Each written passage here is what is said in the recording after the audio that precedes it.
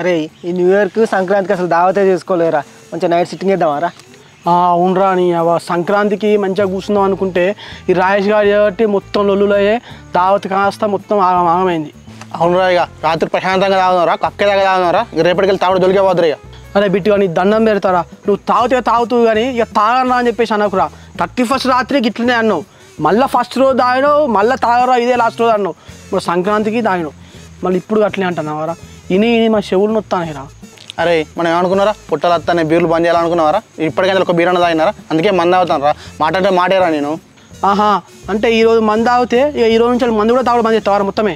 అంతేరా, ఇక ఏదైనా పెళ్ళిలో ఫంక్షన్లు ఉంటే తాగుతుంది తప్ప ఇక రెగ్యులర్గా తాగుడు బందరా. ఇక సరేరా బిట్టు. అరే సురేష్, ఇక మనం కూడా ఇవాళ నైట్ మంచిగా గట్టిగా తాగుదాంరా. ఇక నెక్స్ట్ రేపటి నుంచి వెళ్ళి ఏదన్నా పెళ్ళిలో ఫంక్షన్ ఉంటే తప్ప ఇక మనం తాగుడు జోలికే పోవద్దురా. ఓకేరా చింటుగా, మరి